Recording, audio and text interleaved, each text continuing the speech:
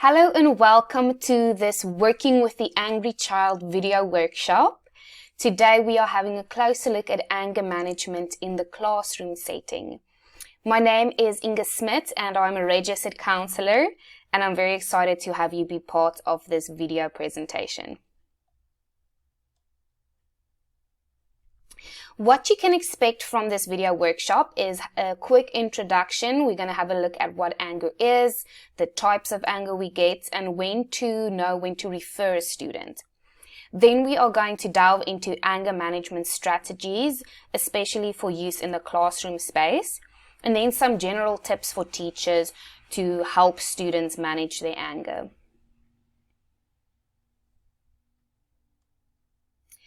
All right, let's jump right in. So I believe it is the intent of most educators to create a safe and happy learning environment, and that classroom should be a place where students can set aside the outside world. But as you know very well, it's easier said than done. Everyday students from all walks of life enter your classrooms carrying baggage from their outside lives. So as you know, anger can be a positive emotion. It can help us become more assertive and stand up for ourselves. And it can also help us express tension and energize us and help us feel in control. But it can have negative effects when it leads to aggression, when it is too intense, or when it disrupts relationships, or even when it dictates how we feel most of the time. For children, learning to control their anger is a developmental skill.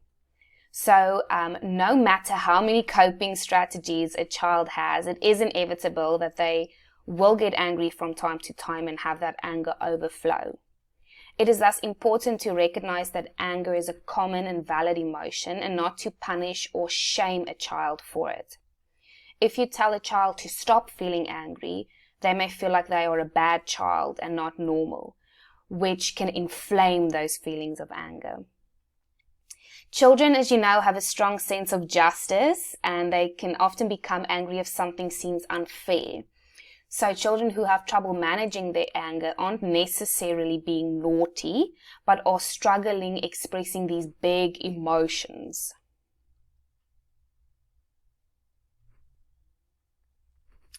All right, let's have a look at anger. Alright, so anger can be a form of communication when children are trying to tell us something, but they haven't learned the right way to do it. So children may have anger outbursts if they feel they are not being listened to, or they can't express how they feel.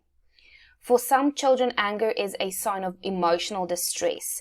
So if they feel very anxious, stressed, embarrassed, afraid, or ashamed, they might subconsciously cover up those emotions with a tantrum or with anger. So anger management can be particularly a struggle as well for children who have autism, ADHD, sensory processing disorders, or other special educational needs. It's also found that depression is often internalized anger. So these young people experience feelings of inferiority, self-consciousness, shyness, hypersensitivity, timidity, and they can present with passive-aggressive behavior. Okay, the types of anger. So we have two various types of angers, instrumental anger and reactive anger.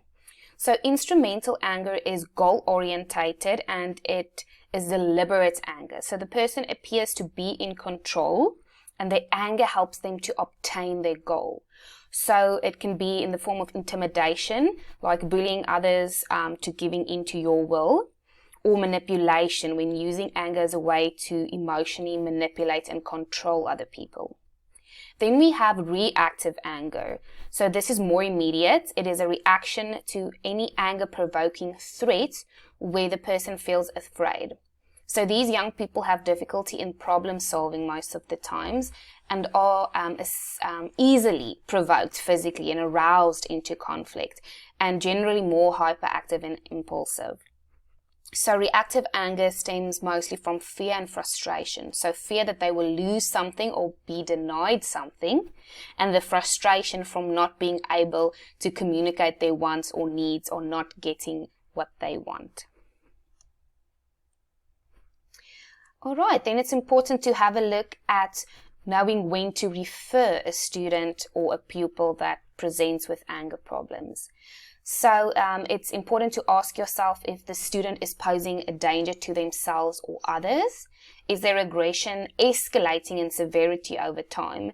And then you can consider a referral when the problem involves direct threats, physical violence, or a pattern of more mild aggressive behavior that disrupts your ability to teach in the class. Always follow the school's policies and safety and disciplinary measures when you do refer out. And then you can also consider referral when you are concerned about the student being hurt outside of your classroom or outside of the school. So even if you do not have clear evidence, it does not hurt to talk to the school counselor or the administrators. If the students have professionals in place, just keep an open communication with them. Your efforts will obviously be very appreciated because you are spending most of the time with the student. You see them most of their behaviors during the day. And successful interventions really rely on that consistency across settings. So your input as a teacher is extremely valuable, but you do not have to feel like you have to solve this problem all on your own.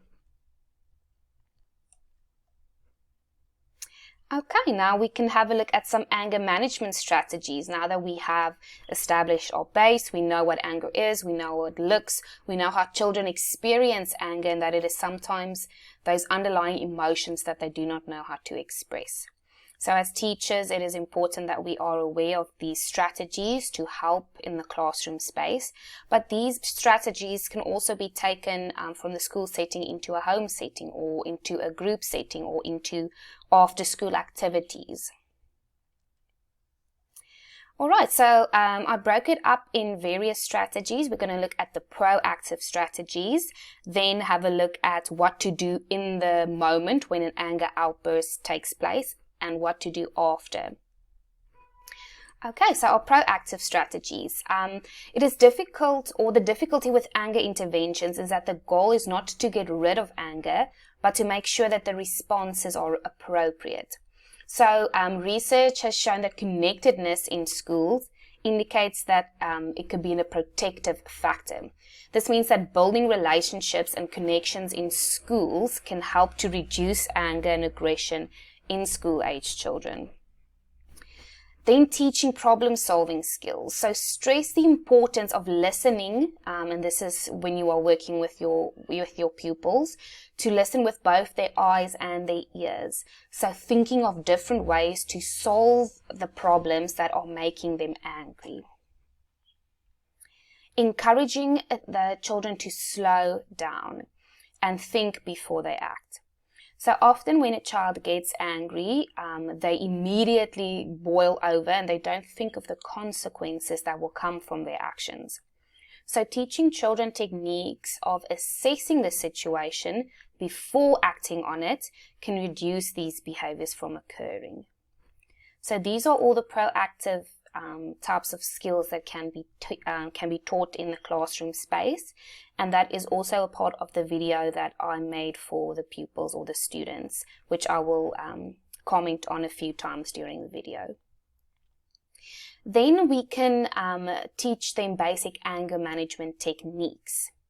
So it can be those techniques like taking big breaths in through the nose and out through the mouth. Breathing before acting on anger. It can be the techniques like counting to 10 or even to 100 if you really need to. Imagining peaceful and relaxing images when anger takes over. Telling yourself it's not worth it. Essentially self-talk. Teaching students how to talk to themselves in the moment when they feel angry. So saying, I'm feeling angry now, but it's not worth it. I'm going to take a deep breath. I can control my anger. that self-talk. And then also writing and journaling and coloring in is also ways that you can teach students to control that anger, or at least manage it a bit better. Encourage the children or the child to express their anger verbally. So rather than using physical aggressive responses, they can talk about their frustration, and that is the ultimate goal that we really aim to reach. For example, I don't want to share right now. I would rather play with my own toys instead of yours. So that would be an example for, instead of acting out of aggression and grabbing a toy back from a hand, we want to teach the children to say, I would rather not like to share right now. I would rather want to play with my own toys instead of yours. Then encourage the students to walk away and cool off. So when you sense that a student is getting frustrated, try to remove the individual from the situation in order to give them a cooling off period. So when you see someone getting angry, frustrated, or they starting with the meltdown behavior, you can see the anger on their face, the jaws are clenched, the fists are clenched. Try and remove them from the situation. So just simply taking someone outside for a walk, for example, or having them walk to the restroom and back, just often gives them that breathing room to look at the situation more objectively and return with a cooler head. So for younger children, you can create a cool down chair or a spot in the room where they can feel comfortable while calming themselves down, where they can sit and take a breath, close their eyes, do some vision work, imagining calming scenes. And then for older students, allowing them to take a walk is usually one of the best ways to just help calm that anger. And this is especially important for children with sensory issues who oftentimes feel very overwhelmed by the hustle and the bustle of the classroom and really just need that cooling off space. Then to encourage the anger-prone child to avoid the situations that they know are triggering to them. So that will likely cause that anger. For example, advise a student not to play at recess near the people who they believe would tease them, or have them rehearse what they would say to a pupil or to the person that is teasing them. At home or at school, this is a way that you can kind of help students practice what they would say if a student is bullying them or saying something mean, or they're in a situation that is triggering to them. And then one key tactic to help children recognize the physical signs that they are getting angry. So this is a very important one as well, which I touch on in my video, but how to just talk to children and tell them how it feels when you're getting angry. So some clench their jaws, others get this butterfly feeling in their tummy and their skin's tingling, and they can kind of feel this tension in certain areas of their body. You can even ask them, where do you feel this tension in your body, that they know and that they can use it as clues that they're starting to get angry. So some children, as I said, they can feel it in their tummy, some feel it in their jaws, some can feel their fists start to clench, and you can help the children then identify how does it feel in their body when they're starting to get angry. Where do they feel this anger? To help them recognize and become aware. Then the big one, to take some deep breaths and help them bring their feelings back under control. So when children get angry, there's that huge rush of adrenaline in their body that triggers that fight or flight, and it's exactly the same for us. So those deep breathing exercises are extremely helpful.